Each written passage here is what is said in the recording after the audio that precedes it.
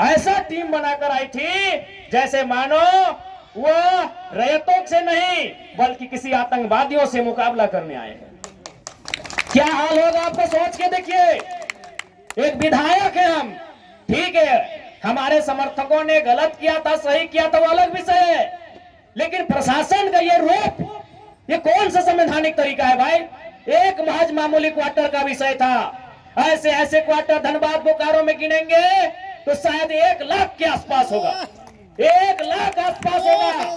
एक मामूली क्वार्टर के लिए जो प्रशासन ने अपना एक घृणित चेहरा दिखाया, बिल्कुल ये घृणित चेहरा था प्रशासन का, ये नफरती चेहरा था प्रशासन का, ये असंवैधानिक अमानवीय चेहरा था प्रशासन का। एक विधायक के साथ जब वो इस प्रकार का व्यवहार कर सकते हैं तो सोचिए आम ग्रामीण रैयत विस्थापितों का क्या हश्र होगा आने वाले सालों में। इसलिए आज मैं तमाम रैयतों से जिन्होंने किसी परियोजना में, किसी कल कारखाने में, कि डीवीसी की परियोजना हो या सीसीएल पीसीसीएल की परियोजना हो, जिन्होंने अपनी जमीन देने का काम किया है, आज उन्हें एक मंच में आने की आवश्यकता है। मैं आपसे यह आह्वान करने आया हूं।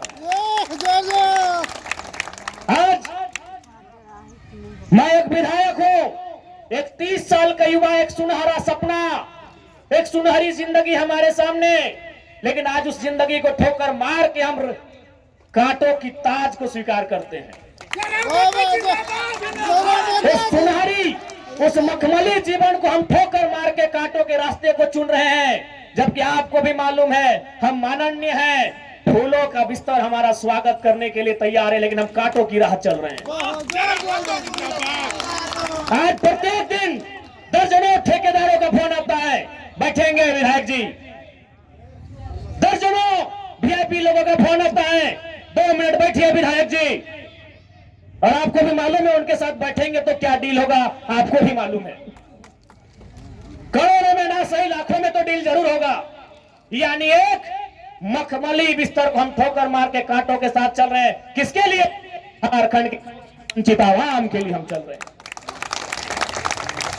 आज क्या कमी होगी, एक माननीय को क्या कमी हो सकती है भाई?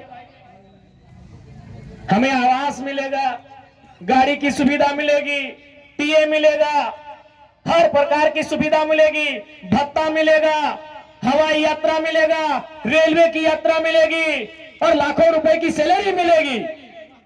दरकिनार करते उस ऐशो आराम के जीवन को ठोकर मारते हुए हम आपके बीच विधायकी के साथ साथ अपनी जान को हथेली में लेके घूम रहे हैं।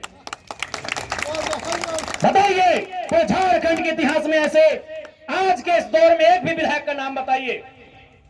अरे विधायकी तो छोड़िए, हम अपने जान को हथेली में लेके घूम रहे हैं। जिस दिन 2 बजे रात को हम बेरमो में आए, हमारी गाड़ी में हमारा एक भी अंगरक्षक नहीं था।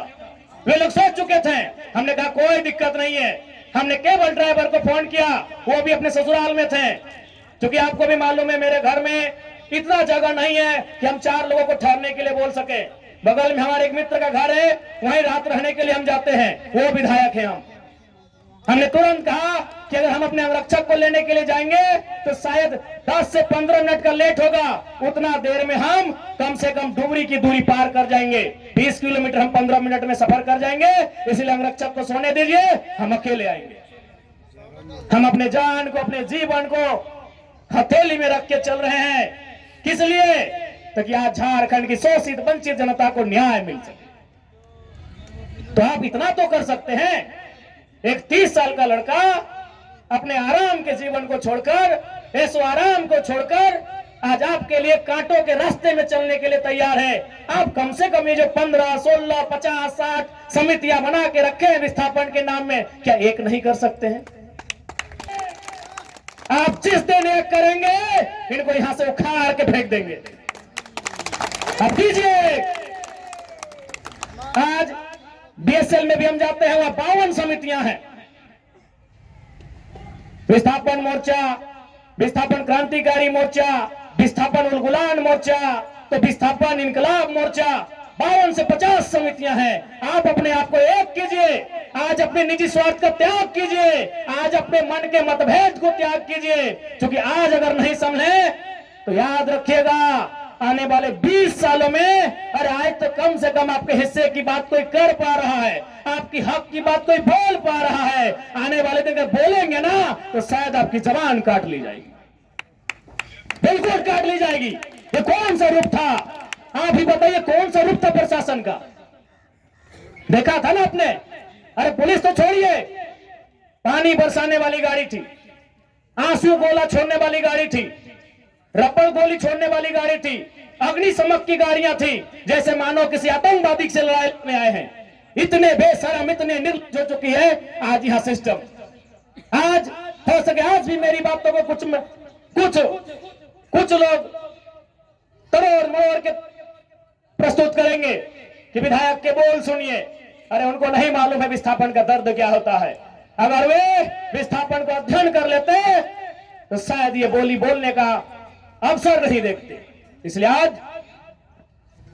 मैं आपको स्पष्ट कहना चाहूंगा, और मैंने विधायक बनने से पहले ही कहा था, मैंने सांसद का चुनाव लड़ने से पहले ही कहा था कि आज जो हाल मैं देखता हूं पूरे झारखंड का, आज जो मैं अफसरशाही का व्यवहार देखता हूं, आज जो मैं प्रबंधन की मनमानी देखता हूं, मैंने बहुत दुखी होकर कहा था कि मैं पीएचडी का स्कॉलर हूं, लेकिन मैं शायद इस बात को आप लोग मेरा गलत कहें, लेकिन मैं कह रहा हूं कि कोयला अंचल में रहने वाले लोग जो विस्थापित लोग हैं, वो हम दो, हमारे दो नहीं, 2 बच्चों को एक्स्ट्रा जन्म दीजिए और उनको केवल और केवल विद्रोह की भावना के साथ तैयार कीजिए कि आपको बदला लेना है।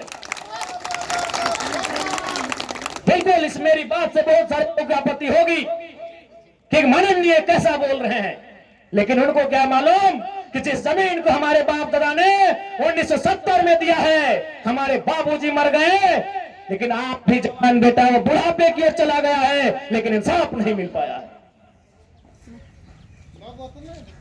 और ये तो गनीमत है।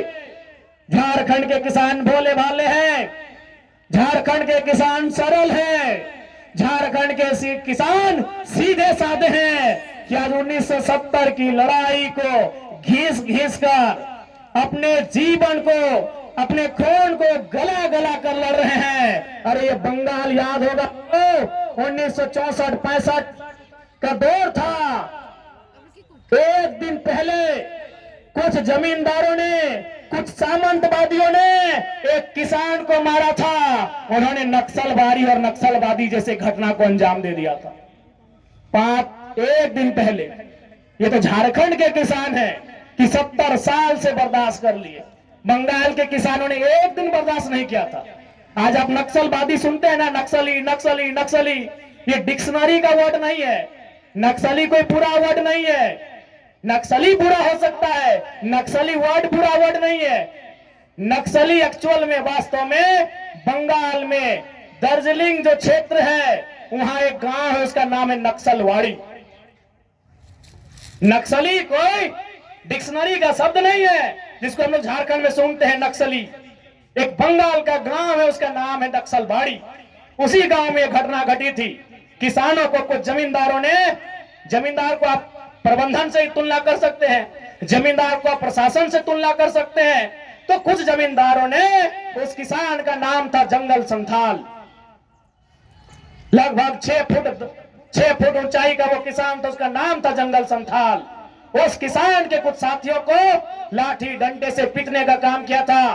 बदले में एक ऐसा क्रांति आती है, उसे आप नेगेटिव कहिए, पॉजिटिव कहिए, वो भी सही नहीं है कि आज उसे नक्सली और नक्सलवादी का नाम दिया गया। वे किसानों की घटना थी। अरे उसकी तुलना में तो झारखंड के लोग सीधे साधे भोले भाले लोग हैं। आज 70 साल से पिस रहे हैं, आज 70 साल से घिस रहे हैं। आज कई पीढ़ियां बर्बाद हो गई। आंखों के सामने बूढ़ी माँ इलाज के अभाव में तड़प तड़प के मर गई। आंखों के सामने जवान बेटा बेरोजगारी से तंग आकर खुदकुशी कर लिया। आंखों के सामने इतनी घटनाएं घट गई। आंखों के सामने इतनी घटना घटने के बाद भी आज झारखंड बर्दाश्त कर रहा है। ये बंगाल होता तो आज नक्सलबाड़ी जैसी कई घटनाओं को अंजाम दे चुका होता। फिर भी